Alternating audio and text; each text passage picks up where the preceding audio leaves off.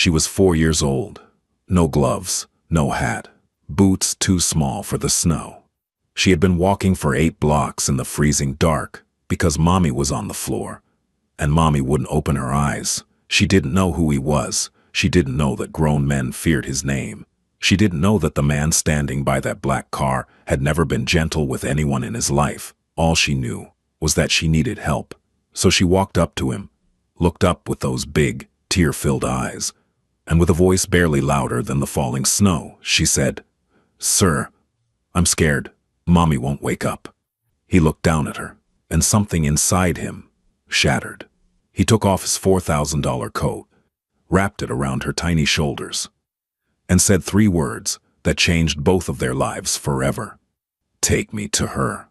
That night, a little girl went looking for a stranger. She found a monster, but the monster became her miracle. The snow fell like silence over Chicago. Not the kind of snow children dream about, not the soft, picture book flurries that dust rooftops and make the world feel gentle. This was January snow, the kind that bites, the kind that turns the lakefront wind into something with teeth, the kind that makes you pull your collar up and walk faster and wonder why anyone ever chose to live in this city at all. It was 9:47 on a Thursday night, and Michigan Avenue had already emptied. The holiday decorations still clung to the lampposts, frosted garlands, dim golden lights, but the magic of Christmas had packed up and left 2 weeks ago.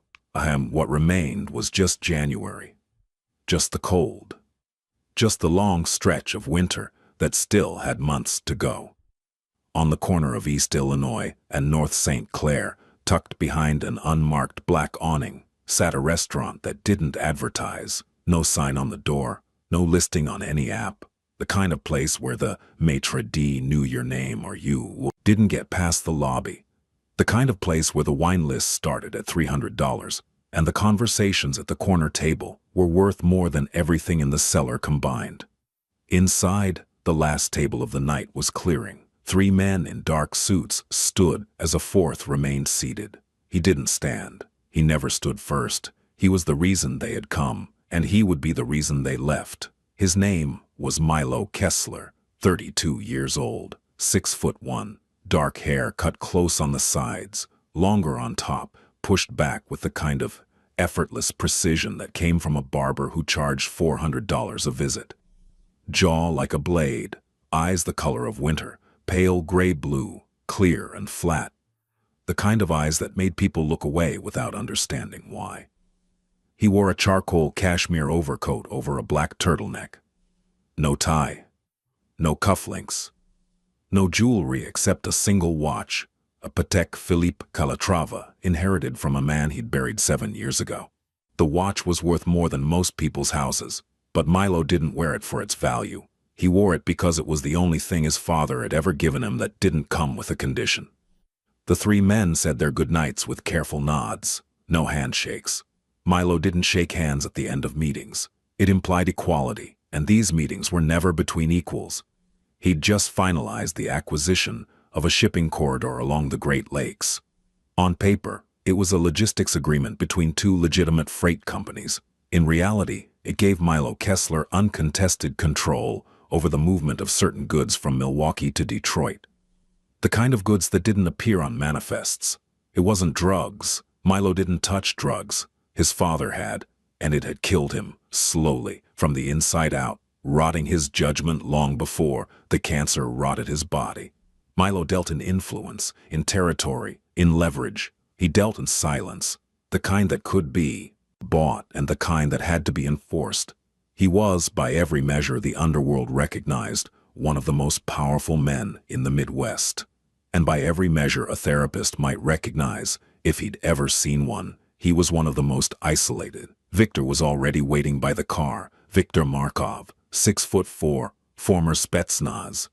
Built like a refrigerator someone had taught to drive. He'd been Milo's head of security for 5 years. Less a bodyguard and more a shadow with a concealed carry permit. He held the rear door of the black Escalade open, breath curling in the frozen air. "Boss," he said. One word. It was enough. Milo buttoned his overcoat as he stepped out of the restaurant. The cold hit him immediately, sharp and clean, and he welcomed it. He'd always preferred cold to heat. Cold was controlled. Cold was quiet. Cold didn't ask anything of you. He was 4 steps from the car when he heard it. A voice, small, trembling, coming from somewhere to his left, near the narrow alley that ran between the restaurant and the office building next door. "Sir." Milo stopped. Victor's hand moved reflexively toward his holster. In their world, surprises came with consequences. A voice in the dark could be a distraction, a setup, an ambush. But this voice was none of those things. "Sir, I'm scared. Mommy won't wake up." Milo turned. She was standing at the edge of the alley, half in shadow, half caught in the amber glow of the streetlight. A girl, tiny, 4 years old, maybe 5, wearing a puffy pink coat that was at least a size too small, zipped crookedly over what looked like pajamas. Her boots were brown, scuffed, with the sole of the left one peeling away from the toe. No hat, no gloves. Her hands were balled into fists at her sides, pressed against her thighs as if she was trying to keep them warm through sheer willpower. Her face was round and flushed red from the cold. Blonde hair, tangled and windblown, falling over her forehead and into her eyes. And those eyes, brown, enormous, wet with tears that hadn't fallen yet, were looking directly at Milo with the kind of desperate hope that only children are capable of. The kind that assumes adults can fix anything. The kind that hasn't yet learned that most adults can barely fix themselves. Victor stepped forward, his hand still near his hip. "Boss!" Milo raised one hand. Just a small gesture, 2 fingers barely lifted, but Victor stopped instantly, because in 5 years, he had learned that Milo Kessler communicated more in a 2-finger gesture than most men did in a speech. Milo looked at the girl. She was shaking, not just from the cold, from something deeper. The kind of shaking that comes from a fear so big, it doesn't have words yet. She was terrified and brave at the same time. Brave enough to walk through the freezing dark to find someone, anyone, who could help. Milo's jaw tightened. Barely perceptible. A micro-expression that someone who didn't know him would miss entirely. But Victor saw it, and Victor, who had watched Milo negotiate with arms dealers and walk away from explosions without blinking, felt something shift in the air. Because that micro-expression was something Victor had never seen on his boss's face before. It was recognition, not of the girl. Milo had never seen her before in his life, but of something in her. Something behind those enormous, tear-filled eyes. Something that reached past the walls. Milo had spent 32 years building, and found a crack he didn't know existed. He breathed, slowly, through his nose, the way he did when he was making a decision that couldn't be undone. Then he crouched down. Milo Kessler, who hadn't bent for anyone in a decade, crouched down on the frozen sidewalk so that his eyes were level with hers. "What's your name?" he asked. His voice was low, steady, quiet. The same voice he used in negotiation. "Mom. At home. She's on the floor." Mom. At home. She's on the floor. I tried to wake her up, but she won't. She won't open her eyes." The tears finally fell, 2 thick trails down her red cheeks. "I shook her, and she won't wake up." Milo's chest tightened. He didn't show it. "How far is your home?" Lily pointed, east, toward the tangle of streets that led away from the glittering towers of the Magnificent Mile and into the neighborhoods that tourists never saw. The Chicago that didn't make it onto postcards. It's by the church, the big brown one, with the broken window." Milo knew the area. Not because he'd ever lived there, but because he owned 3 buildings in that neighborhood. Rental properties, low-income housing, buildings managed by a property company that was managed by a holding company that was managed by a trust that eventually led back to him. He'd never set foot inside any of them. He stood. "Victor, call an ambulance to..." He looked at Lily. "Do you know your address, Lily?" She shook her head, then stopped. It's the red building. The one with the fire escape that's broken. Apartment 4B. Victor was already on his phone. Milo looked at the girl, looked at the snow falling around her, looked at her bare hands and her too small coat and her peeling boot.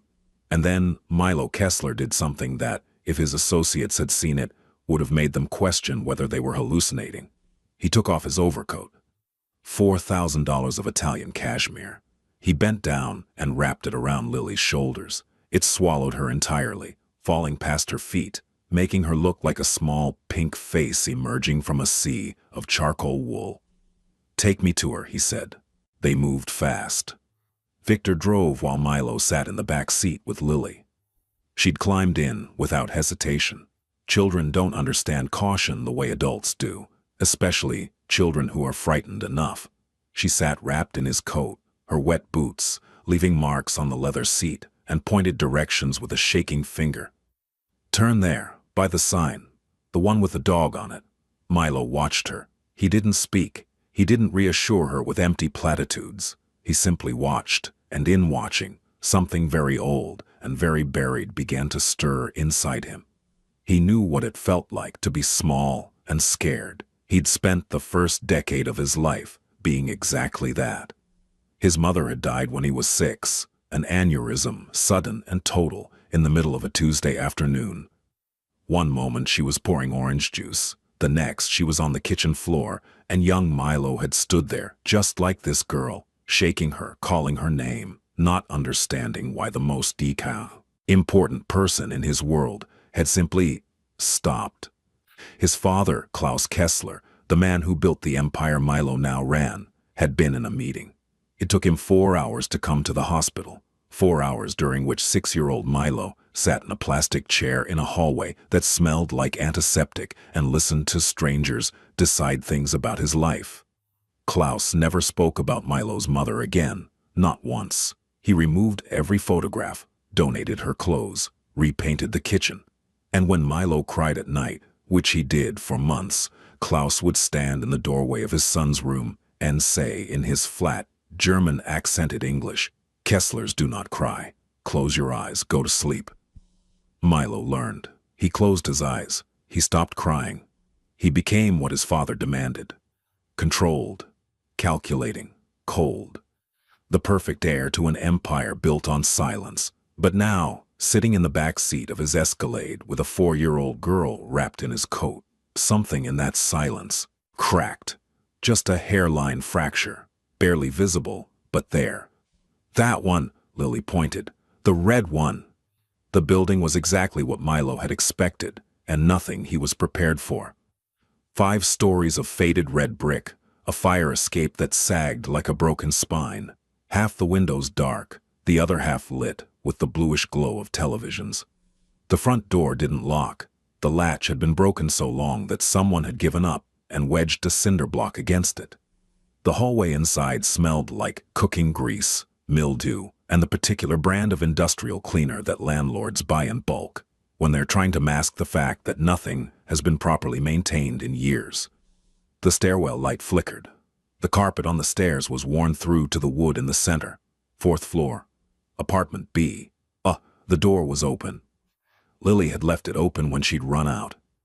Milo stepped inside, and the world he knew, the world of Cashmere and Patek Philippe and private dining rooms, fell away like a curtain. The apartment was small. 2 rooms and a kitchen that was more of an alcove. Clean, that was the first thing he noticed. Despite everything, it was clean. The dishes were washed, the floor was swept. There were children's drawings on the refrigerator, held up by magnets shaped like ladybugs. A small bookshelf in the corner held children's books arranged by size, their spines cracked from rereading. But the signs of struggle were everywhere. A stack of medical bills on the kitchen counter, rubber banded together, the top one stamped, "Final notice" in red, an eviction warning taped to the inside of a cabinet door, as if the woman who lived here couldn't bear to look at it, but couldn't bring herself to throw it away. A calendar on the wall with work shifts, written in 3 different colors. Blue for one job, green for another, red for a third. Almost every day had all 3 colors, 3 jobs. And there, on the floor between the kitchen and the bedroom, lay the woman. She was on her side, one arm stretched forward, as if she'd been reaching for something when she fell. Her dark brown hair fanned across the worn linoleum. She was wearing scrubs, the kind nurses wear, pale blue, with a name tag clipped to the breast pocket that read, Nora. Just Nora. No last name. She was pale. Her lips had a bluish tint. Her breathing was shallow and irregular, the kind of breathing that sounds like the body is fighting to keep going when the mind has already surrendered. Milo knelt beside her. He didn't touch her. He assessed, the way he'd been taught to assess situations, quickly, systematically, without emotion. Her pulse was weak but present. Her skin was clammy and cold. On the counter above her, he noticed a small, black case, a glucometer. Beside it, an empty insulin pen. Diabetic. He looked around, found a juice box in the refrigerator, the kind with the little straw attached. He'd seen enough. He understood. This woman, this Nora, was type 1 diabetic. The insulin pen was empty because insulin costs money she didn't have. The glucometer told the rest of the story. She'd been rationing, skipping doses, stretching a month's supply into 2, then 3, gambling with her own biochemistry because the alternative was choosing between medicine and rent, between her health and her daughter's dinner. It wasn't dramatic. It wasn't cinematic. It was ordinary, horrifyingly, heartbreakingly ordinary. This was how people died in America, not in explosions or gunfights, but slowly, quietly, in small apartments, because the richest country in the world had decided that keeping its citizens alive was a luxury some couldn't afford. Lily stood in the doorway, clutching Milo's coat around her like a shield. "Is Mommy going to be okay?" Milo looked at her, those enormous brown eyes, that trembling chin, that fierce, desperate hope. He thought of himself at 6, standing in a hospital hallway, asking the same question, and no one, not a single person, had answered him honestly. "The doctors are coming," he said. "And they are going to help her. That is their job, and they are very good at it." He didn't say, "She'll be fine." He didn't say, "Don't worry," because Milo Kessler didn't make promises he couldn't keep. But he said it in a voice that was steady and sure, and Lily's shoulders dropped half an inch, and some of the terror in her eyes retreated. Just enough, because a steady voice in the dark is sometimes all a child needs. The ambulance arrived 4 minutes later. Milo stood back and watched as the paramedics worked. They confirmed what he'd suspected: severe hypoglycemia, complicated by what appeared to be diabetic ketoacidosis. She'd likely been in a state of crisis for hours before she collapsed. If Lily hadn't gone for help, if she'd waited until morning, her mother might not have survived. They loaded Nora onto a stretcher. Lily tried to climb on with her, and a paramedic gently held her back. "Sweetheart, you can't ride in." "She rides with her mother," Milo said. It wasn't a request. The paramedic looked at Milo, at his clothes, his posture, the way he occupied space like someone who owned it, and decided not to argue. Lily rode in the ambulance, holding her mother's limp hand. Milo followed in the Escalade. Victor didn't ask why. He just drove. The snow kept falling. Northwestern Memorial, 11:14 p.m. The emergency room was what emergency rooms always are on winter nights in Chicago. Bright, loud, overwhelmed. A homeless man with frostbite argued with a triage nurse. A teenage boy held a blood-soaked towel against his forearm, while his mother filled out paperwork with shaking hands. Somewhere behind a curtain, someone was crying. Somewhere else, a machine beeped with the rhythmic insistence of a metronome counting, down to something no one wanted to hear. Nora was taken straight through. Critical. The word passed between medical staff like a baton. Critical, critical, critical. And then she disappeared behind double doors, and Lily was left standing in the fluorescent hallway with Milo's coat still wrapped around her and her mother's hand still ghosting in her palm. Milo stood beside her. Victor stood behind him. The three of them formed an incongruous picture. The crime lord, the ex-Special Forces operative, and the 4-year-old in pajamas. As a nurse approached, young, tired, name tag read Priya. "Are you family?" she asked, looking at Milo. "No." "The child's father?" "No." Priya's expression shifted, a calculation behind her eyes. A man she didn't know, with a child who wasn't his, following an unconscious woman into the ER at 11 o'clock at night. She glanced at Victor, at his size, at the way he stood. "I'm going to need to contact social services," she said carefully. "I understand," Milo said. "Do what you need to do, but the child stays near her mother. She's frightened. Moving her will make it worse." "Sir, it's hospital policy. And it's common sense that separating a scared child from her only parent during a medical emergency does more harm than any policy prevents." His voice was calm, almost gentle, but there was something underneath it, an authority that didn't come from volume or aggression. It came from certainty, the absolute, unshakable certainty of a man who had spent his entire adult life being obeyed. Priya hesitated. Then she nodded. "I'll bring a chair and a blanket." "Thank you," Milo said, and he meant it. They waited. Lily sat in a blue vinyl chair that was too big for her, her feet dangling inches above the floor. Milo had found her a hot chocolate from the vending machine, powdered, watery, barely warm. She held it with both hands and sipped it like it was the finest thing she'd ever tasted. "Mommy says hot chocolate is for special days," she said quietly. Milo sat in the chair beside her. He'd never been good at conversation, not the real kind, not the kind that didn't involve leverage or negotiation. But something about this girl's voice, small and matter-of-fact, in the way only children can be, made him listen in a way he hadn't listened to anyone in years. "What makes a day special?" he asked. Lily thought about it seriously, the way children consider questions that adults have stopped asking. "When Mommy doesn't have to go to work, when we can stay in our pajamas and watch movies, when she reads to me 3 times instead of 1. She paused. "And when it snows. Mommy says snow makes everything quiet. She says the world needs quiet sometimes." Milo looked at the window. Snow was still falling, thick and steady, blanketing the parking lot in white. Sometimes she forgets to eat. I tell her sometimes she forgets to eat. I tell her to eat, but she says she's not hungry, and I know she's lying because her tummy rumbles. But she gives me her food and says she already ate, and I know she didn't." The words came out in a rush, the way confessions do when they've been carried too long.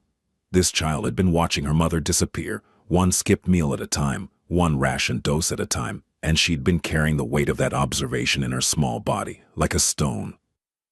Milo said nothing for a long moment. Then he said very quietly, "You are very brave, Lily. What you did tonight, going out in the cold, finding someone, asking for help. Most grown-ups couldn't do that. I was really scared," she whispered. "Being scared and doing it anyway. That's what brave means."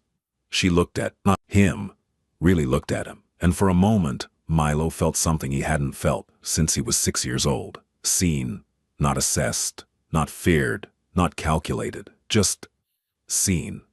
By a 4-year-old with hot chocolate on her upper lip and her mother's courage in her bones. At 12:30 a.m., a doctor emerged. Dr. Anand Chakravarti, 50s, calm in the way that comes from decades of delivering news, both kinds. "The patient, Nora Sullivan, is stable," he said. "Diabetic ketoacidosis, brought on by prolonged insulin insufficiency. She was severely dehydrated and malnourished. We've started an insulin drip and IV fluids. She'll need to stay for observation, likely 48 to 72 hours, possibly longer depending on her kidney function." "Will she recover?" Milo asked. "Physically, yes, but this isn't the kind of thing that happens once. If the underlying issues aren't addressed, medication access, nutrition, rest, it will happen again. And next time she may not be as lucky." Lucky. The word sat in the air like smoke. Lucky that her 4-year-old daughter had walked 8 blocks in the snow to find a stranger. Lucky that the stranger she'd found was a man with the resources to mobilize an ambulance in minutes. Lucky that she was alive. Luck wasn't a strategy. Milo knew that better than anyone. "Hey, thank you, doctor," he said. "I'd like the billing to come to me. All of it, current and future." Dr. Chakravarti blinked. "Sir, I'm not sure. My assistant will provide the details in the morning." He handed the doctor a card. Plain white. Just a phone number.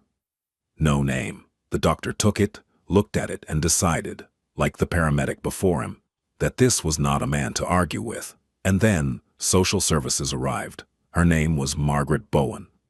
Late 40s, short, built like a fire hydrant, the kind of woman who had seen everything twice and believed in procedure the way some people believe in God, completely, unwaveringly, and with righteous indignation toward anyone who didn't. She assessed the situation in 30 seconds. Unconscious mother, minor child, no family on record, no legal guardian present. She turned to Milo with the expression of someone who had already made a decision and was simply going through the formality of communicating it.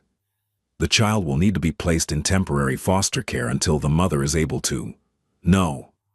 The word was quiet, not aggressive, not threatening, but it filled the hallway like a physical thing. "Excuse me," Margaret said. "The child will not be placed in foster care," Milo said. He didn't raise his voice. He didn't step forward. He stood perfectly still, hands in his pockets, and spoke with the measured certainty of someone reading the final terms of a contract. "Her mother is expected to recover within 72 hours. Placing a child in foster care for 72 hours causes psychological harm that far outweighs any procedural benefit. I will serve as temporary guardian."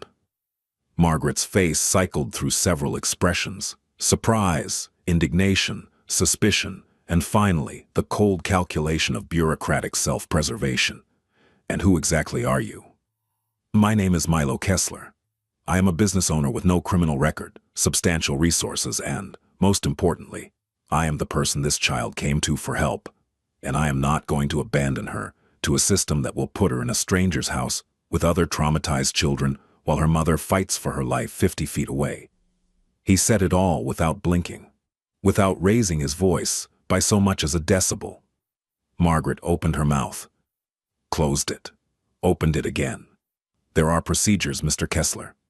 Background checks, home assessments. Then I suggest you expedite them. My attorney's name is David Bernstein. His number is on my card. He will cooperate fully with any investigation." He paused. But the child stays with me tonight." "Not negotiable." Margaret stared at him for a long, electric moment. Then she looked at Lily. Lily had fallen asleep. She was curled up in the vinyl chair, Milo's overcoat pulled over her like a blanket. The empty, hot chocolate cup still clasped in one hand. Her face was peaceful, in a way it hadn't been all night. And in her sleep, she'd shifted so that her head was leaning against the arm of Milo's chair, not quite touching him, but close. As close as she could get without actually crossing the line between strangers.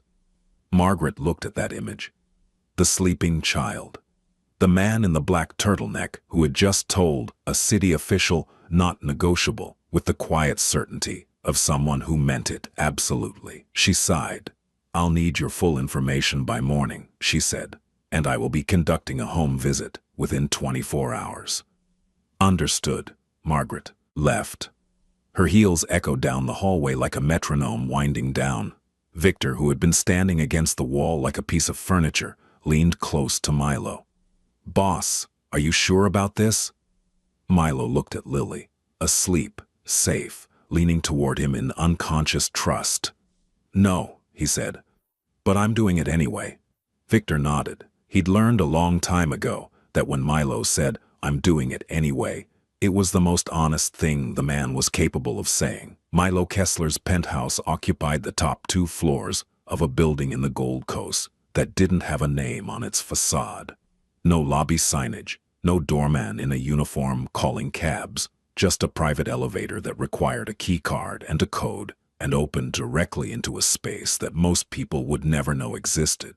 3,000 square feet of polished concrete floors, floor-to-ceiling windows, and the kind of minimalist design that whispered money so quietly you had to lean in to hear it. Everything was gray, black, or white. The kitchen had never been used for anything more complex than coffee. The living room furniture, a low-profile Italian sectional, a glass coffee table, a single abstract painting that cost more than Nora's annual rent. looked like it belonged in a magazine rather than a home. Because it wasn't a home. It was a base, a headquarters, a place to sleep and shower and change clothes between the things that actually mattered. Meetings, acquisitions, the endless chess game of power and territory. Milo had never hung a photograph on these walls. He'd never cooked a meal in that kitchen. He'd never sat on that couch and watched something just because it was beautiful. He carried Lily in from the elevator. She'd fallen asleep in the car, completely unconscious in the way only exhausted children can manage. Boneless, heavy, her face pressed against his shoulder and her breath warm on his neck. He held her the way you hold something, irreplaceable and fragile, with both arms and absolute attention, and he walked through his penthouse and realized, for the first time, how empty it was, not in square footage, in warmth. The sound of his footsteps echoed off the concrete. The windows showed the city below, glittering and indifferent. The thermostat was set to 68, but the place felt colder than that. It felt like what it was, a space designed for a man who had trained himself to need nothing and no one. He carried Lily to the guest bedroom.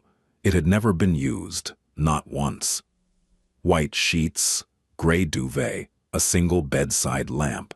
He set her down gently, still wrapped in his coat, and pulled the duvet over her. She murmured something in her sleep, a word he couldn't quite catch. It might have been "mommy."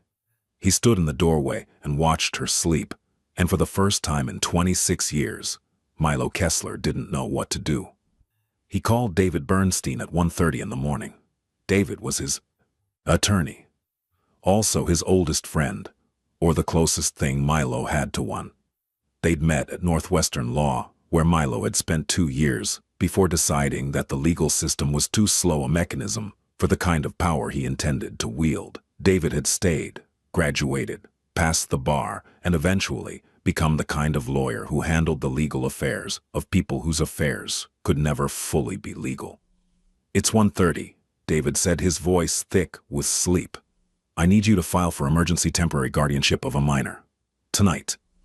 Silence. Then, "What?" Milo explained, briefly, efficiently, the way he explained everything. David was quiet for a long time. "Milo, you understand what you're asking. Social services is going to investigate. They're going to look into your background, your real background. If they dig deep enough, they won't. That's why I have you." "That's not," David sighed. "Why are you doing, this? You don't know this woman. You don't know this child." Milo was silent for a moment. "Because no one came for me," he said. It was the most honest thing he'd said in years, and he hung up before David could respond, because honesty, for Milo Kessler, was a door he could only keep open for so long before the draft became unbearable. The next morning, Lily woke up screaming. It was 5:47 a.m. Milo hadn't slept. He'd been sitting in the living room in the dark, watching the snow fall over the lake, running calculations he didn't have formulas for. When the scream came, high and sharp and terrified, he was on his feet and moving before his brain fully processed the sound. She was sitting up in the guest bed, tangled in the enormous duvet, eyes wild, looking around a room she didn't recognize and remembering all at once everything from the night before. "Mommy! Where's Mommy? I want Mommy!" Milo stood in the doorway. What? He didn't rush in. He didn't try to hold her. He understood instinctively that a strange man approaching a terrified child in an unfamiliar room was not reassurance. It was another layer of fear. "Lily," he said, calm, steady. "It's me. From last night. Your mom is at the hospital. She's being taken care of by doctors. She's going to be okay." Lily stared at him, breathing hard, her small chest heaving. "I want to see her." "You will, I promise. We'll go this morning, but first—" He paused, considered. "Are you hungry?" Her lip trembled. Then, in the very small voice of a child who has learned to be practical about her needs, "A little bit," Milo nodded. "Okay." He walked to the kitchen. He opened the refrigerator. It contained a bottle of sparkling water, 2 containers of Greek yogurt past their expiration date, a jar of cornichons, and half a lemon. He stared at it. A man who had orchestrated the movement of millions of dollars worth of goods across state lines, who had negotiated with people who killed for a living, who had built an empire on the foundation of his father's ashes, stood in front of his own refrigerator and realized he could not feed a child. He closed the refrigerator. He opened it again as if something might have materialized in the intervening 3 seconds. It had not. "Victor," he said into his phone. "Boss, I need groceries for a child, whatever children eat, quickly." A pause. The kind of pause that, from Victor, was the equivalent of a standing ovation of surprise. "What kind of child, boss?" "The kind that's 4, maybe 5. I don't—" Milo pressed his thumb and forefinger against the bridge of his nose. "Just pancake mix, milk, fruit, things with colors, not gray. Children don't eat gray food." Another pause, longer this time. "Yes, boss." While waiting for Victor, Milo did something he had never done before. He searched the internet for how to make a child feel safe. He sat at his kitchen counter, polished black granite, spotless, never used for anything except holding his laptop, and read articles written by child psychologists and parenting experts.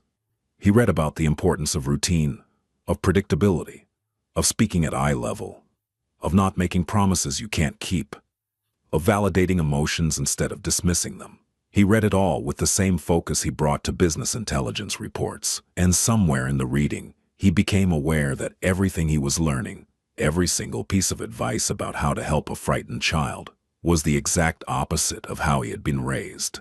Klaus Kessler had never spoken to Milo at eye level, had never validated an emotion, had never asked how Milo felt about anything, because in the Kessler household, feelings were a liability. You controlled them, or they controlled you. There was no middle ground. Milo closed the laptop. He sat in the quiet of his penthouse and listened to the radiator tick and the wind press against the windows, and he thought about his mother, Anna Kessler. He hadn't let himself think her name in years. Anna, who had smelled like vanilla and been afraid of thunderstorms. Anna, who read him stories in German and English, alternating pages, so he'd grow up knowing both. Anna, who had laughed, actually laughed, the kind that shook her whole body at his jokes, even the ones that weren't funny, because she believed that the greatest gift you could give a child was the feeling of being delightful. Anna, who had dropped like a stone in the middle of a Tuesday afternoon and taken the last of Milo's softness with her. Or so he'd thought. From the guest bedroom, he heard Lily's voice. "Mister, do you have any crayons?" He didn't. He added it to the list he was building in his head, a list that was growing longer by the minute and that bore no resemblance to any list he'd ever made before.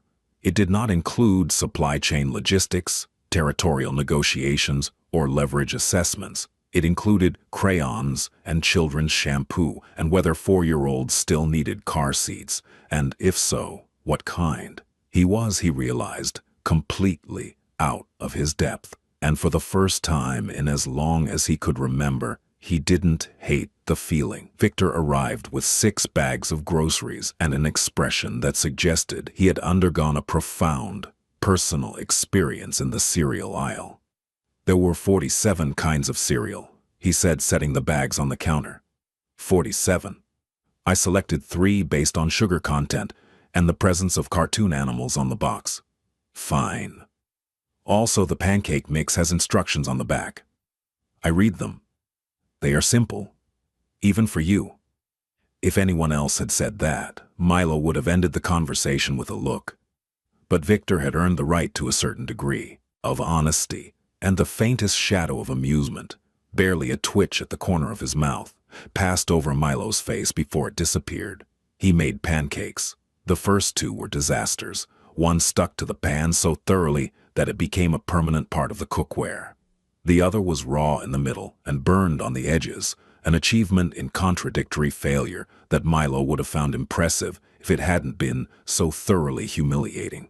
The third was passable. By the 5th, something shifted.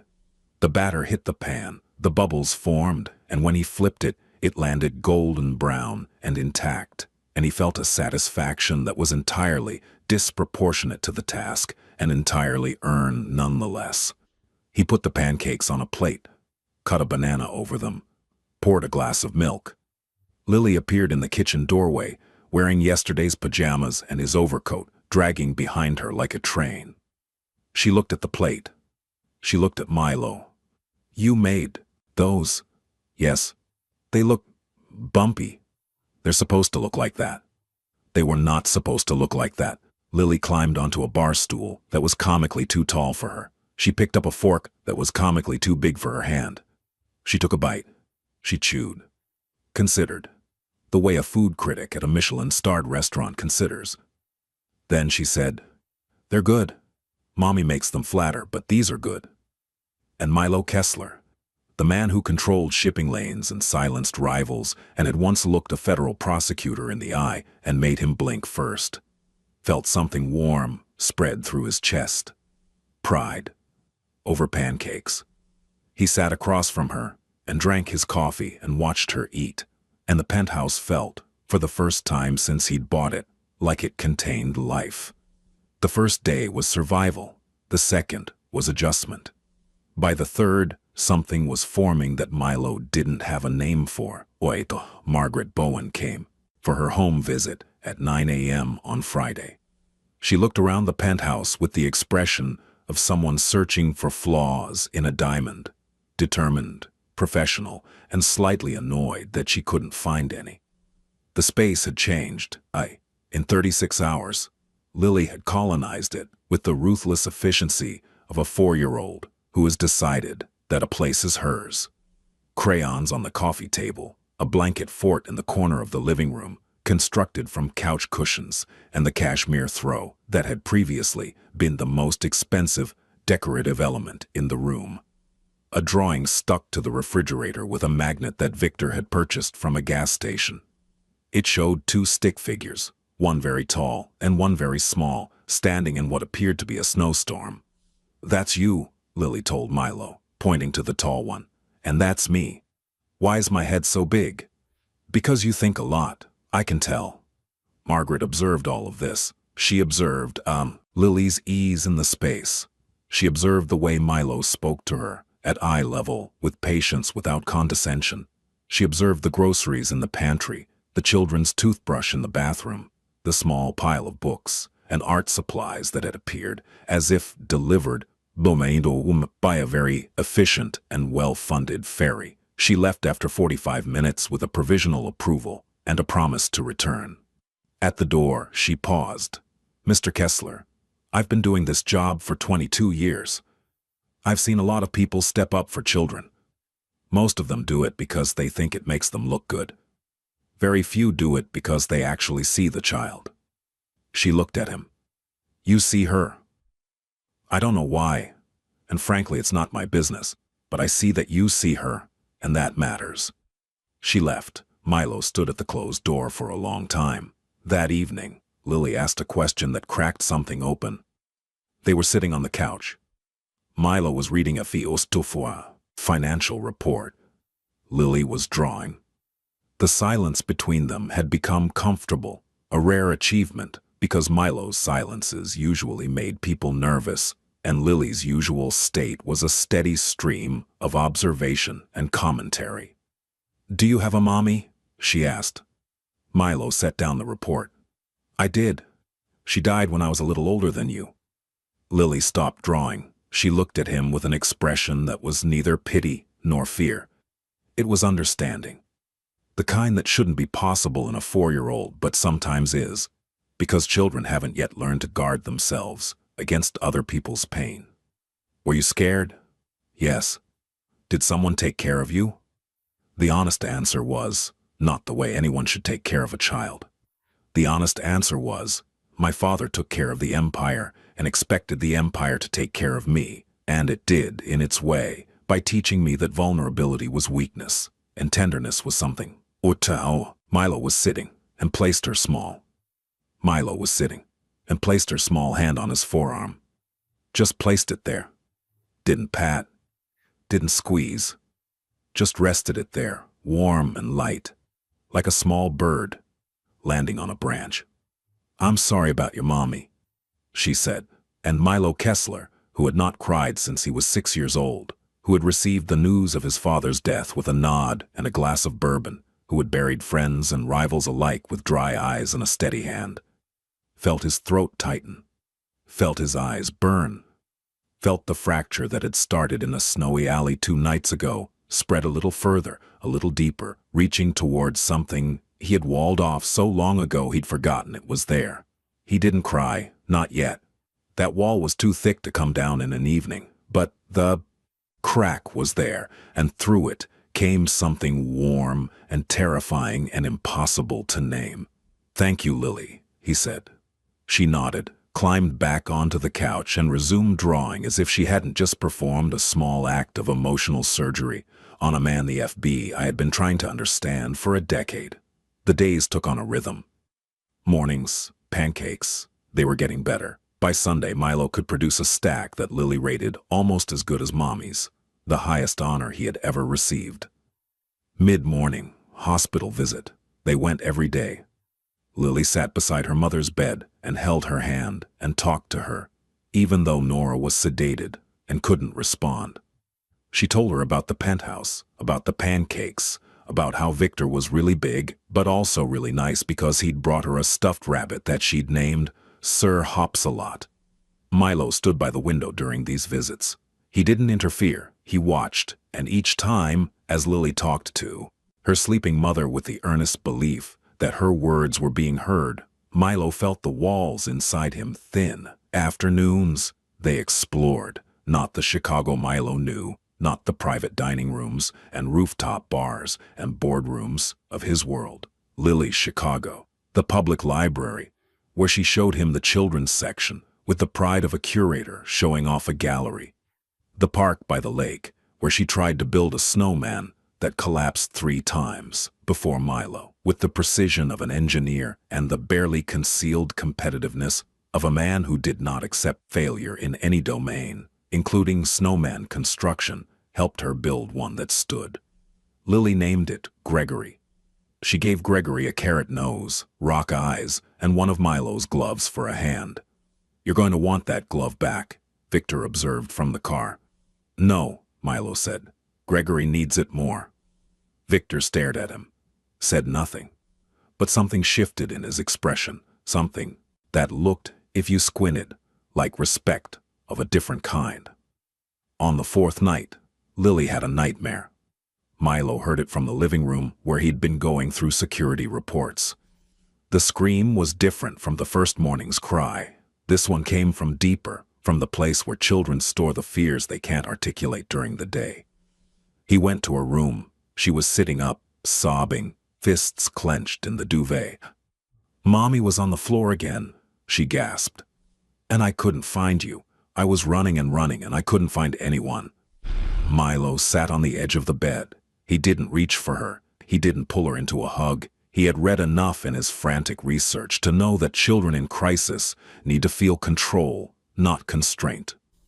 "I'm here," he said. "Right here. I'm not going anywhere." "Promise?" He looked at her, tear-streaked, trembling, asking for the one thing he'd sworn never to give lightly. "Promise." She crawled into his lap, just climbed right in, without permission, without hesitation, the way children do when they've decided that a person is safe. She pressed her face against his chest and cried, and he held her, stiffly at first, because he genuinely didn't know how, and then less stiffly, and then with both arms, and then with something that felt like the most natural thing in the world, and also the most terrifying. She fell asleep like that, against his chest. Her breathing slowed, her fists unclenched. Milo sat in the dark guest room of his penthouse and held a sleeping child, and stared at the ceiling and felt, with the quiet violence of tectonic shift, the foundation of his identity rearrange itself. He had built himself into a fortress, stone by stone, year by year, shutting out everything that could hurt him, everything that could reach him. He had made himself untouchable, unreachable, unbreakable, and this 4-year-old with her bumpy pancake, reviews, and her crayon drawings and her small, warm hand on his forearm had walked straight through the walls without even noticing they were there. She opened her eyes on a Tuesday. Nora Sullivan came back to consciousness the way divers surface from deep water, in stages with pressure changes, gasping. The hospital room assembled itself around her in fragments. Fluorescent light, the smell of antiseptic, the steady beep of the heart monitor, the IV in her arm, then memory, arriving like a delayed train, carrying everything she'd been trying to outrun. The last thing she remembered was standing in her kitchen. She'd been dizzy. So dizzy, the room had tilted, and she'd reached for the counter, but it wasn't where her hand expected it to be. And then the floor was coming up very fast, and her last conscious thought was not about herself. It was about Lily. Lily. Nora tried to sit up. Machines protested. A nurse appeared. Priya, who had been on shift when Nora arrived, and had requested to remain on her case because something about this woman's story had lodged in her chest like a splinter. "Mrs. Sullivan, please. My daughter. Where is my daughter?" Her voice was hoarse, cracked, the voice of someone who hasn't spoken in 5 days. But the urgency was sharp enough to cut. "She's safe. She's completely safe. She's been looked after by who? Who has my daughter?" Nora's eyes were wild. The primal fear of a mother separated from her child. Older than civilization, deeper than language. "A man named Milo Kessler. He brought you in. He's been coming every day with Lily to visit you. She's safe, Mrs. Sullivan. She's been eating, sleeping, talking our ears off. She drew you about 30 pictures." Priya gestured to the windowsill, where a stack of crayon drawings sat in a messy pile. Stick figures, pedi, rainbows, a lopsided heart with mommy written across it in letters that went uphill. Nora stared at the drawings. Her lip trembled. Then she broke. Not the way Milo broke things. Controlled, internal, barely visible. Nora broke the way people break when they've been holding themselves together with nothing but stubbornness and love, and the stubbornness finally runs out. She sobbed. Deep, wrenching, full-body sobs that made the heart monitor spike and the IV drip swing on its pole. She sobbed because she'd almost died, because her daughter had walked through the snow alone at night to find help, because she'd been rationing insulin for 3 months, and she'd known that she was gambling with her life, and she'd done it anyway because the alternative was Lily going hungry. Lily losing the apartment. Lily ending up in the system. She sobbed because she'd tried so hard, and it hadn't been enough. Priya sat beside her and didn't say anything, because sometimes the most useful thing a person can do is witness. Milo brought Lily that afternoon. He had been told that Nora was awake, and he'd driven to the hospital with a composure that belied the fact that his heart rate had increased by 30% upon receiving the call, a physiological reaction Victor noticed on the rearview mirror and wisely did not comment on. Lily ran down the hospital corridor the moment she saw the room number. She burst through the door with the force of a small cannonball and launched herself onto the bed, and Nora caught her, despite the IV, despite the monitors, despite 5 days of unconsciousness and a body that still felt like it belonged to someone else. "Mommy! Oh baby, oh my baby." They held each other. Lily buried her face in her mother's neck, and Nora buried her face in Lily's hair. And they rocked together on the hospital bed, and the sounds they made were not words but something older. The sounds of reunion, of relief, of two people who are each other's entire world, finding their way back. Milo stood in the doorway. He didn't enter. He understood, with the clarity of someone who has spent his life reading rooms, that this moment was not his. He was an outsider looking in, a man standing on the threshold of something he had never had and had long ago stopped believing existed. He turned to leave. "Wait," Nora's voice, stronger than it should have been, given the circumstances. He turned back. She was looking at him over Lily's head. Her eyes were red, swollen, still wet. But they were also sharp, intelligent, taking him in with the speed of someone accustomed to assessing situations quickly, the cost of a life spent navigating systems designed to grind you down. Nora Sullivan was 31 years old. Dark brown hair, currently unwashed and tangled against the hospital pillow. Hazel eyes, not the storybook kind, but the real kind, more brown than green, with a ring of gold near the pupil that showed in certain light. She was thin, too thin, the kind of thin that comes from feeding your child instead of yourself. Her face was angular, sharp-boned, with the kind of beauty that doesn't announce itself, but becomes more apparent the longer you look. She had been beautiful once in the conventional sense, before exhaustion and worry had whittled her down. But what remained was more striking than what had been lost. Her face had the quality of something refined by fire, stripped of everything unnecessary, everything ornamental until only the essential was left. "You're the one who brought me here?" she asked. "Your daughter brought you here," Milo said. "I just drove." Something crossed Nora's face, not quite a smile, not quite suspicion, something in between. The expression of a woman who has learned that nothing in life is free and is trying to calculate the cost of what has just been given.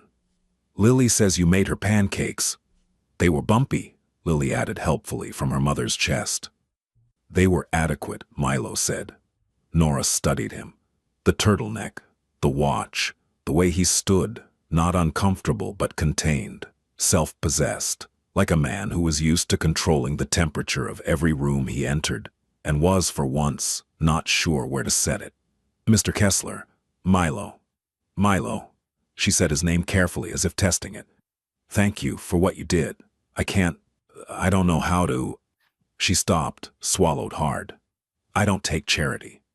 "This isn't charity." "Then what is it?" Milo considered the question.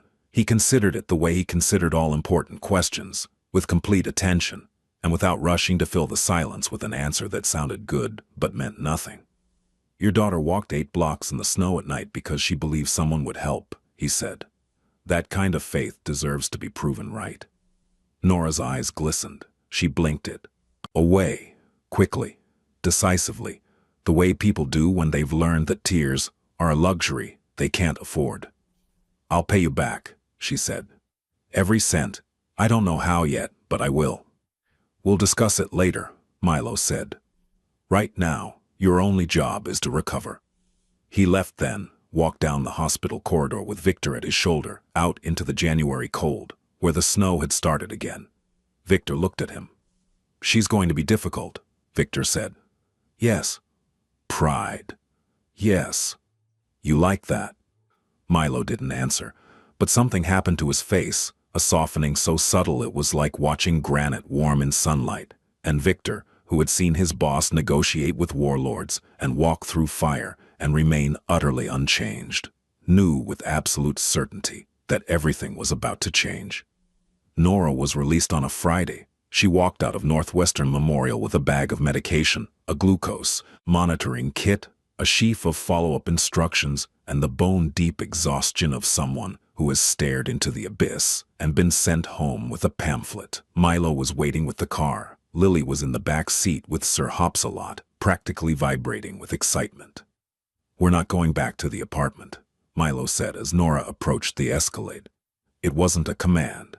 It was a statement of fact, delivered the way one might say, "It's snowing," or "The earth is round." Nora stopped. "Excuse me. Your building has black mold in the ventilation system. The heating is intermittent. The lock on the front door is broken. None of those conditions are safe for a child or someone recovering from a medical emergency. It's my home. It's a building you pay rent to live in. It doesn't have to be the only option." Nora's jaw set. It was a good jaw. Sharp, stubborn. The kind that telegraphed resistance before the words arrived. And the words arrived quickly. "I told you. I don't take charity." "You said that. This isn't charity either." He reached into his coat and produced a folder. Inside was a lease agreement, a job offer, and a building address. "This is a property I own in Lincoln Park. 2 bedrooms, clean, heated. The rent is subsidized, but it's not free. You'll pay what you can afford." He held out the second document. "And this is a position with a healthcare staffing company I have an interest in." Benefits, insurance, predictable hours, a single shift, not 3.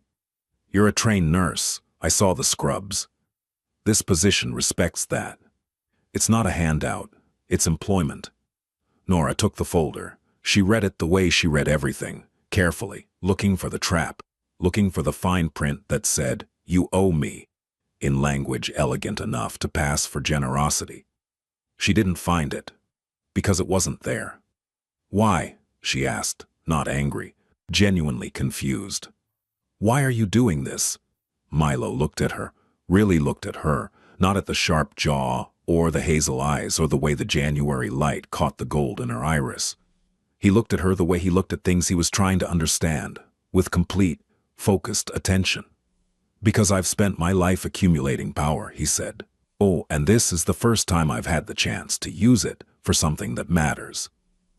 The words hung in the cold air between them. Honest, unvarnished. The kind of statement that, from most men, would sound rehearsed, but from Milo sounded like a confession. Nora looked at the folder, at the building address, at the salary listed on the job offer, which was more than she'd made at all 3 of her previous jobs combined. She looked at Lily, who was pressing her face against the car window and fogging it up and drawing a smiley face in the condensation. Then she looked at Milo. "If I take this," she said, quietly, "it's because my daughter deserves stability, not because I need a savior. Understood? And if at any point I feel like there's an expectation attached, any expectation, I walk, no matter what. I would expect nothing less." She held his gaze for a long moment. Searching. Testing. Then she got in the car. The apartment in Lincoln Park was everything her old place was not. Second floor of a brownstone. Hardwood floors, warm and honey-colored. A kitchen with a window, that let in afternoon light. 2 bedrooms, one for Nora, one for Lily, with actual closets and doors that locked. A bathroom with tiles that weren't cracked, heat that worked, hot water that stayed hot. Lily ran from room to room with Sir Hops-a-Lot, discovering everything with the wide-eyed wonder of a child who has just been told the world can be bigger than she thought. "Mommy, there's a bathtub, a big one." Nora stood in the kitchen and pressed her hand against the counter and breathed. Milo had stayed by the door. He understood that this moment, the moment of arrival, of relief, of the private reckoning between what was and what is, was not his to share. "The fridge is stocked," he said. "Lily helped choose, so there may be an excessive amount of strawberry yogurt." Nora didn't turn around. Her shoulders were shaking. She was crying again, but silently this time, the way she did when Lily was nearby. The practiced, invisible tears of a mother who never lets her child see her fall apart.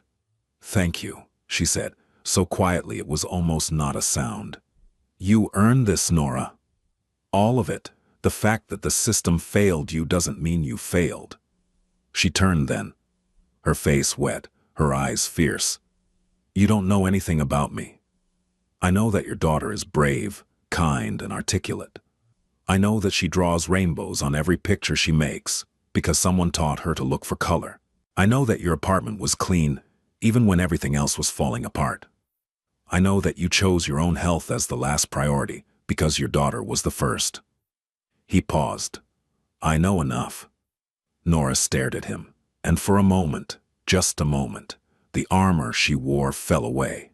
And what was underneath was not weakness, but weariness.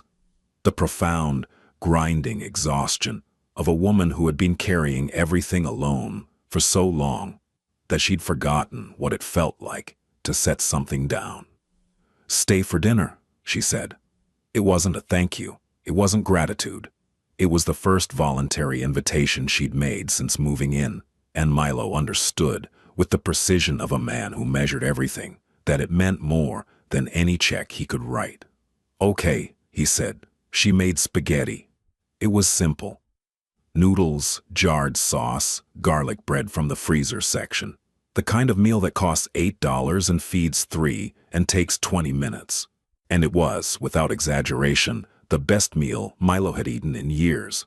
Not because of the food, because of the context. Because Lily sat in a booster seat at a kitchen table and told a story about a caterpillar she'd seen at the park that was really fuzzy, like a tiny dog, but with more legs. Because Nora laughed, actually laughed, a sound that was low and warm and rusty from disuse, and the laugh changed her entire face, made her look younger, lighter, like a photograph developing in reverse.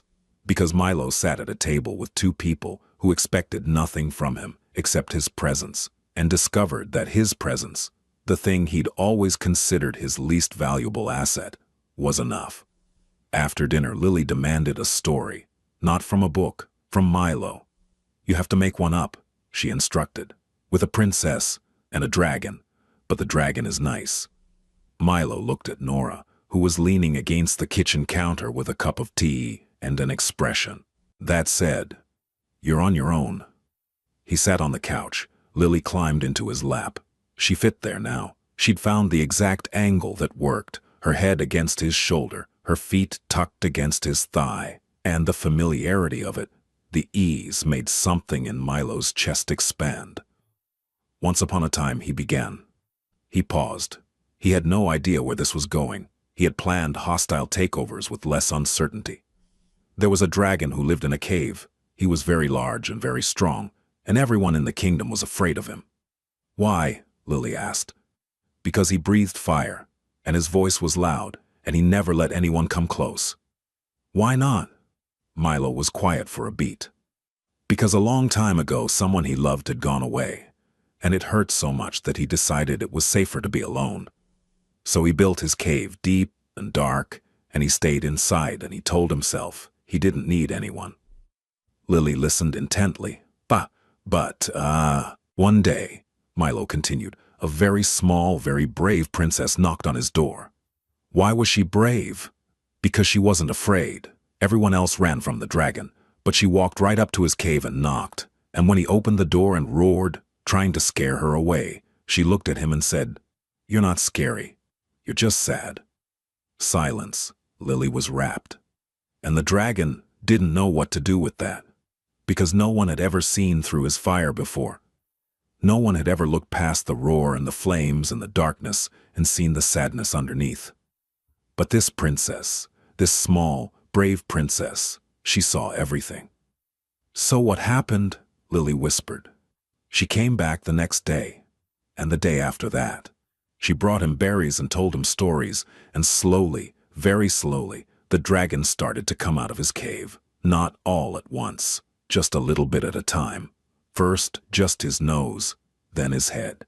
And one day, he walked all the way out into the sunlight, and the princess took his hand, and he realized that the world wasn't as cold as he'd thought. Lily was asleep before he finished, her breathing deep and even against his chest. Milo looked up. Nora was standing in the kitchen doorway. Her tea had gone cold in her hands. Her eyes were bright. She didn't say anything, but the way she looked at him, past the turtleneck and the Patek Philippe and the quiet authority, told him that she'd heard every word of that story and understood that it wasn't really about a dragon at all. Nora Sullivan had been carrying things her whole life. She was born in Bridgeport on the South Side, the daughter of a carpenter and a school cafeteria worker. Her childhood was small but solid, not wealthy, not poor, just the particular shade of working class that means you never go hungry, but you also never stop worrying about whether you might. She'd been smart, scholarship smart. Scholarship. The kind of smart that made teachers pull her aside and say, you could do anything, with the earnest hopefulness of people who believed that talent was enough to overcome circumstance. She'd gone to nursing school, graduated top of her class, got a job at a hospital downtown, and felt for the first time like the trajectory of her life was pointing upward. Then her father died. Heart attack, 54, at his workbench in the middle of building a birdhouse for Nora's mother, who loved cardinals and had always wanted one in the yard. He died with wood shavings on his hands and the birdhouse half finished, and Nora's mother, who had loved her husband with the quiet, absolute devotion of someone who had never needed to say it out loud, lasted exactly 11 months before following him. Stroke, quick, as if her body had simply decided that a world without him wasn't worth navigating. E. Nora was 25, alone, grieving, and then she met Ryan. Ryan was charming in the whether dangerous things are often charming, bright, warm, impossible to resist until you realize that the warmth was a performance and the charm was a tool. He was funny and generous and absolutely certain about everything, which was intoxicating to a woman who was certain about nothing. They married quickly. Lily came quickly after that, and then Ryan left. Not dramatically, not with a fight or a confession or a scene. He just didn't come home one day. His clothes were gone. His phone was disconnected. The bank account was empty. All of it, including Nora's savings, her parents' small inheritance, everything. He left a note. 3 words. "I'm sorry, Nora." She never heard from him again. And so Nora Sullivan, at 27, found herself alone with a newborn, no savings, no family, and a body that had recently been diagnosed with type 1 diabetes, an autoimmune condition that would require daily insulin for the rest of her life, insulin that costs more than her rent. She didn't collapse. She didn't fall apart. She did what women like her have always done. She kept going. She worked 3 jobs. She rationed her medication. She fed her daughter and forgot to feed herself. She slept 4 hours a night and called it enough. She became a machine of survival, running on caffeine and stubbornness, and the fierce, primal determination that Lily would have a better life than this, no matter what it cost. The cost was her health. The cost was her youth. The cost was the slow, invisible erosion of a body that was kept alive by sheer willpower while the chemistry of survival ate it from the inside. That was the woman Milo Kessler had found on the floor of apartment 4B. That was the woman who was now sitting across from him at a coffee shop on a Saturday morning.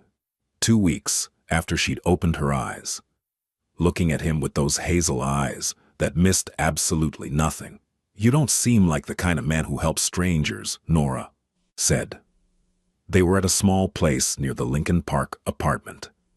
Lily was at a neighbor's, a woman named Dolores, who had 5 grandchildren and had adopted Lily into her orbit with the gravitational force of a woman who believed children were the point of everything.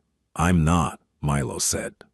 "So why me?" He held his coffee, black, no sugar, and considered the question.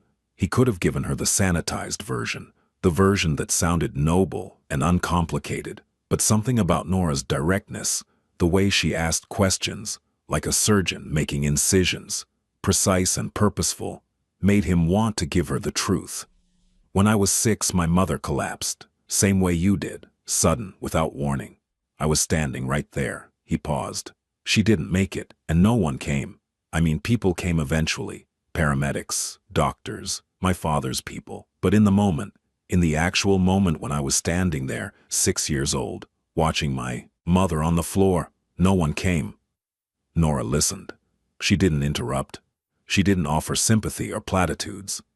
She listened the way she listened to patients, with her whole body, leaning slightly forward, her eyes steady. "Your daughter came to find me because she believed someone would help. And I thought, if I walk away from this, then what happened to me happens again. The same story, the same empty hallway, the same child alone." He looked at his coffee. "I couldn't let that happen." Nora was quiet for a long time. "What do you actually do, Milo?" she asked.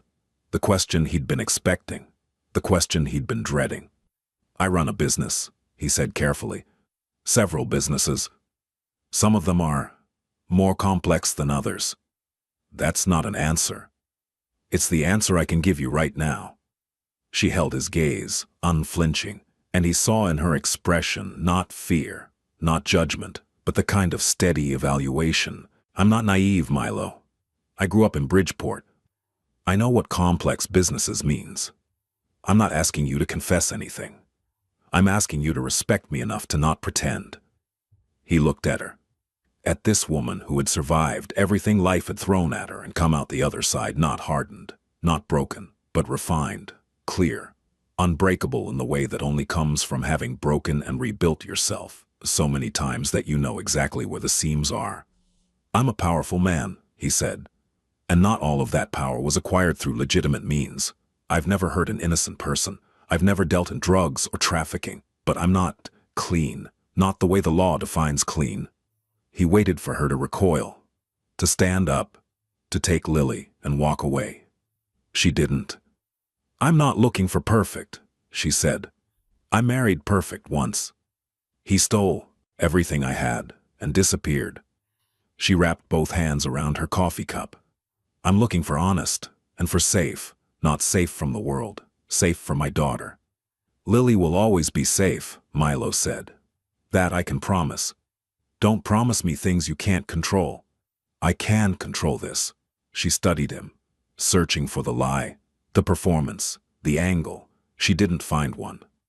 Okay, she said, and that single word, quiet, measured, given with the weight of a woman who didn't give her trust easily or cheaply, landed on Milo like a stone thrown into still water, sending ripples out in every direction, changing the shape of everything. February in Chicago is not a time for transformation. February is endurance. It's the month when winter stops being picturesque and becomes a siege. Gray skies, salt-crusted streets, wind that finds every gap in every coat. People put their heads down and survive it, but inside a brownstone on Amshi Lincoln Park, something was growing. It grew slowly, the way important things do. Not with grand gestures or dramatic declarations, but in the accumulation of small moments, each one unremarkable on its own, devastating in aggregate. Milo came for dinner twice a week, then 3 times, then every other day. He always brought something: groceries, flowers from the Korean market on Halsted, a book he'd noticed on Lily's wish list at the library. Never expensive, never excessive, just considered, the specific thoughtfulness of a man who was learning. With the intensity he brought to everything, how to care for people. He learned Nora's rhythms, that she drank her coffee with too much cream and not enough sugar. That she hummed when she cooked. Old songs, half-remembered melodies from her mother's kitchen. That she read medical journals before bed the way other people read novels, because the nurse in her never fully went off duty. That she was terrified of being dependent, and equally terrified of being alone, and that the tension between those two fears was the geography of her entire inner life. She learned his. That he sat with his back to the wall in every room. That he answered his phone within 2 rings, always, because in his world, silence was information. That he drank his bourbon neat, but nursed it, 1 glass over hours, never more, because he'd watched his father drown in the bottom of a bottle and sworn he'd never follow. That beneath the controlled exterior and the precise language and the gray-blue eyes that saw everything, there was a loneliness so vast, it had its own weather. They didn't talk about their feelings. They weren't those people. Milo had been trained out of emotional expression before he'd had a chance to develop one, and Nora had spent so many years being strong that she'd forgotten what it felt like to be held, not physically, but emotionally. The way another person can hold space for you, can't say, without words, I see what you're carrying and I'm not going anywhere. They communicated in other ways, in the way Milo fixed the cabinet door in the kitchen that stuck, without being asked, without mentioning it, so that Nora discovered it working smoothly one morning and stood there for a moment, with her hand on the handle and her eyes closed. In the way Nora left a plate of food for him in the refrigerator, on nights she knew he'd be late. Labeled with a post-it note that said simply, eat. 1 word. It was enough. In the way Lily drew pictures of 3 stick figures instead of 2. The first time Milo touched Nora was an accident. She was reaching for a glass on the top shelf of the kitchen cabinet. Standing on her toes, stretching, her fingertips just brushing the rim. He was behind her, having come in from the living room to get water, and he reached over her, his chest near her back, his arm alongside hers, and took the glass down. Their hands touched when he handed it to her. Just fingers. Just a moment. But they both felt it. The electricity of first contact. The specific shock of skin on skin between 2 people who have been circling each other, gravitating closer, maintaining careful distance while something enormous builds in the space between. Nora took the glass. Her fingers trembled, just barely. Thank you, she said. Any time. He stepped back. She turned on the faucet. Neither of them acknowledged what had just happened. But the kitchen felt smaller after that. Warmer, as if the air itself had thickened. The second time was deliberate. It was late. Lily was asleep. They were sitting on the couch, a new couch because Milo had noticed that Nora's back hurt after long shifts and had arranged for a replacement that looked identical to the original but had better support, and Nora had noticed the switch and said nothing, which was its own form of acceptance. They were watching the snow. The apartment faced east, and the window framed the city skyline, and the snow was falling heavy and silent, the way it does in February, when winter has settled in and isn't going anywhere. My mother used to say that snow was the sky's way of telling the world to rest, Nora said. Milo looked at her. In the dim light of the living room, with the snow reflected in the window behind her, she looked like something painted, something from a world he'd long since stopped believing in. My mother used to say it was angels shaking out their blankets, he said. Nora smiled. Not the careful, measured smile she usually wore. A real one. The kind that reaches the eyes and changes everything. I like that, she said. He reached across the space between them and took her hand. That was all, just her hand. His fingers closed around hers gently. A man who could crush concrete holding a woman's hand like it was made of paper cranes. Nora didn't pull away. She didn't tense. She looked at their joined hands and then at his face, and what she saw there, the vulnerability, the wanting, the terrified hope of a man who had forgotten how to want anything that couldn't be acquired through power, broke through the last of her resistance. She leaned her head against his shoulder. They sat like that, in the quiet, in the snow. Two people who had been alone for so long that togetherness felt like a foreign language. They were slowly, carefully learning to speak. Neither of them said anything. They didn't need to. Milo's world did not operate on sentiment. His associates noticed the change, not immediately. Milo was too controlled for that, but in the way water wears stone, gradually, inevitably. He was leaving meetings earlier, checking his phone in a way that had nothing to do with business. There was a softness at his edges that hadn't been there before, a human warmth leaking through the armor, and in his world, warmth was vulnerability, and, vulnerability was an invitation. Thomas Calloway noticed first. Calloway was Milo's underboss, 50, silver-haired, the kind of man who smiled too easily and meant none of it. He'd been loyal to Klaus Kessler and had transferred that loyalty to Milo with the seamless efficiency of a man whose allegiance followed power, not principle.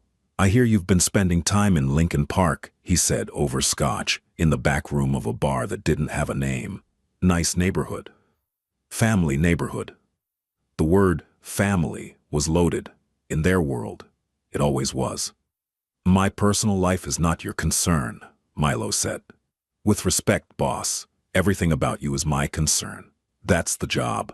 And when the man who runs this organization starts softening, people notice. The Italians notice, the Russians notice. Milo set down his glass. The sound was small, glass on wood, but Calloway flinched.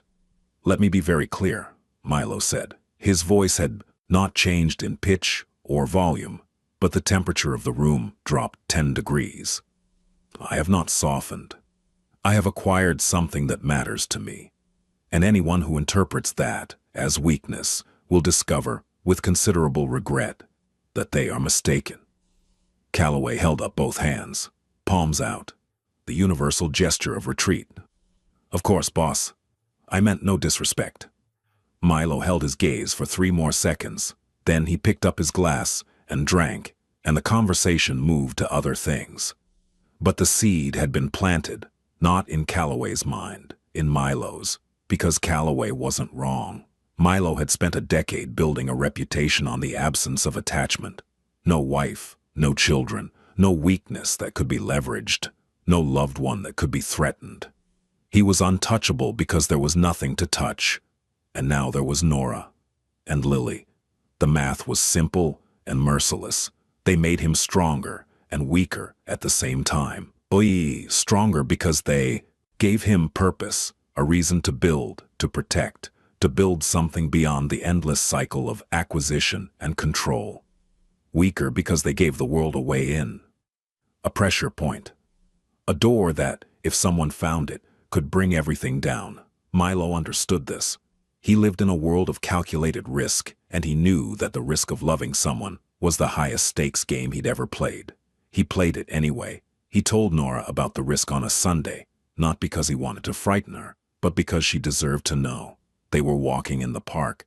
Lily was ahead of them, chasing pigeons with the gleeful determination of a child who genuinely believes this time she'll catch one. The sun was out, rare for February, and the snow on the ground sparkled in a way that made the world look like it was made of something precious. "There are people in my world who would use you to get to me," he said. No preamble, no softening, just the fact, laid out like a card on a table. Nora didn't break stride. "I know," she said. "You know. Milo, I know what you are. I've known since the beginning. I grew up 3 blocks from a bookie's office. My uncle ran numbers for the outfit until '88. I know what power looks like when it comes home at night and takes off its coat." She paused. "The question isn't whether I know. The question is whether you're going to let fear make this decision for you." He stopped walking. She stopped with him. "I'm not afraid for myself," he said. "I know. You're afraid for us." She looked at Lily, who had abandoned the pigeons and was now making a snow angel. "So am I. But I've spent the last 4 years being afraid. Afraid of bills. Afraid of landlords. Afraid of my own body. I'm tired of being afraid, Milo. I'd rather be brave." She reached up and touched his face. Her hand was cold. His skin was warm. The contrast was electric. "You taught my daughter that being scared and doing it anyway is what brave means," she said. "Did you mean it?" He covered her hand with his, held it against his cheek, closed his eyes. "Yes. Then be brave." He opened his eyes, looked at her, at this woman who had survived everything, poverty and abandonment and illness and the crushing weight of a world that didn't care whether she made it or not, and who was standing here in the February sun, asking him to choose love over fear. He kissed her forehead, just her forehead. Slow, deliberate, the way you place a seal on something sacred, and Nora closed her eyes and let out a breath she felt like she'd been holding for 4 years. And the sun warmed the snow around them, and Lily shouted from the ground, "Look, Mommy, my angel has 4 wings." And Nora laughed, and Milo laughed, an actual laugh, rusty, unpracticed, surprising even to himself, and Victor, watching from the car 50 yards away, texted David Bernstein. 3 words, he laughed, out loud. David texted back, preparing the emotional apocalypse paperwork. It was Nora who found the thread. She was organizing the apartment one evening, something she did when she needed to think, her hands busy so her mind could wander, when she came across a box of her mother's things. She'd kept it in storage during the worst years, and Milo had arranged for it to be brought to the new apartment, along with her other belongings. Inside, photographs, her mother's rosary, a recipe book with stains on every page, and a framed certificate from the church. A volunteer appreciation award from 7 years ago, given to her mother for helping organize a winter food drive for families in need. Nora looked at the photograph attached to the certificate. Her mother smiling, standing next to a table of donated food. And behind her, slightly out of focus, a young man in a dark coat, handing a check to the parish priest. She didn't recognize him at first. 7 years changes a person, but then she looked closer, at the jaw, the posture, the way he stood, contained and precise, and her breath caught. It was Milo. 25, maybe 26. Thinner, harder around the eyes, but unmistakably him. She brought the photograph to him the next time he came for dinner, set it on the table without a word. Milo picked it up, stared at it. "Oh, where did you get this?" "My mother's things. That's her, on the left. Helen Sullivan. She volunteered at St. Michael's for 20 years. Nora paused. That's you, behind her. What were you doing at a church food drive? Milo set the photograph down carefully, the way he handled things that mattered. It was the year after my father died. I was searching for something. I don't know what. I went to the church because my mother used to take me there when I was small. Before she died, I hadn't been back in almost 20 years. He paused. The priest, Father Okafor, he didn't ask who I was or where I came from. He just asked if I wanted to help, so I wrote a check and carried boxes. You carried boxes? Nora's eyebrow rose. Heavy ones. She almost smiled. Then she pointed to the photograph. To her mother's face. She would have talked to you. She talked to everyone. She had this way of making you feel like the most important person in the room, no matter who you were. She did, Milo said. She gave me a cup of coffee. Asked me if I'd eaten. I said yes. She said, he stopped. His voice had gone quiet. She said, you look like a man who could use a sandwich. And she made me one. Turkey and Swiss, cut diagonally. Nora's eyes filled. She always cut them diagonally, she whispered. She said food tastes better when it looks nice. They sat in silence, two people realizing that the threads connecting them were older and deeper than they'd known. That 7 years before, a little girl walked through the snow and knocked on a dragon's door. A kind woman had made a lonely young man a sandwich, and something had been set in motion, something invisible, something patient, that had been working its way toward this moment all along. She would have liked you, Nora said. I think she already did, Milo said. Months passed. Winter softened into early spring. The snow retreated from the sidewalks, and the trees along the lakefront put out their first tentative buds, and the city shook off its gray coat and started to breathe again. Nora was healthy. Her insulin was covered. Her glucose was monitored. She worked a single shift at a clinic Milo's company managed, and she was good at it. So good that the head physician asked her to train incoming nurses, which she did, with the same quiet competence she brought to everything. Lily was thriving. She'd started at a pre-K program near the apartment, and within a week she was the kind of social force that teachers write notes home about. Not because she was trouble, but because she organized the other children into collaborative art projects and delivered small motivational speeches during circle time that the teacher described as concerning in their effectiveness. Milo was changing, not in any way his associates could point to. He still ran meetings with the same clinical precision. O'Day still negotiated with the same flat, devastating clarity. Still commanded respect through the simple mechanism of being Milo Kessler in a room. But underneath, in the layers of himself that no one but Nora and Lily ever saw, something was shifting. He was sleeping more, eating meals instead of forgetting them.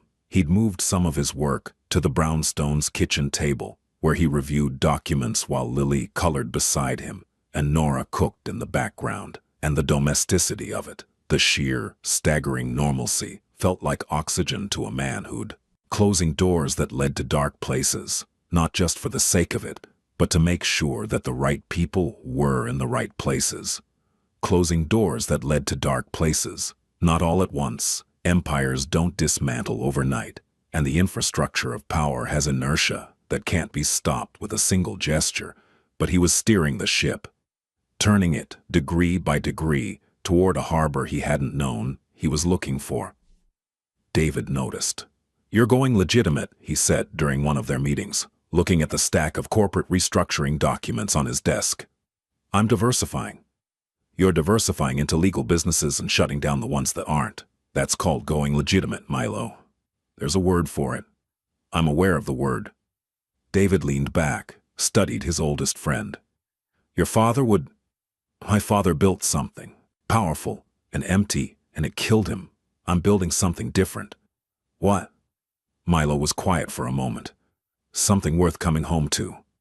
David stared at him. Then he smiled, a real smile, the kind that was rare from a man who spent his days navigating legal gray areas, and said, Anna would be proud of you. Milo's mother's name, spoken out loud for the first time in years. It landed softly, like snow. He didn't respond, but something in his face, in those winter-gray eyes, warmed. Just enough, just barely. The way the first day of spring doesn't feel like much, but everything underneath the soil knows. December again. Almost a year since a little girl in a too-small coat had stood in the snow and changed everything. Chicago was dressed for winter. The lights were back on Michigan Avenue, and the ice rink in Millennium Park was spinning with skaters, and the lake wind carried the smell of roasted chestnuts from the vendors who appeared every holiday season like clockwork. It was snowing. Not the bitter January snow of a year ago. This was different, softer, the kind of snow that children dream about, the kind that falls in fat, lazy flakes that catch the light and make the world feel gentle. Milo stood at the window of the Lincoln Park brownstone and watched it fall. He was wearing jeans. Just jeans and a sweater, no Patek Philippe.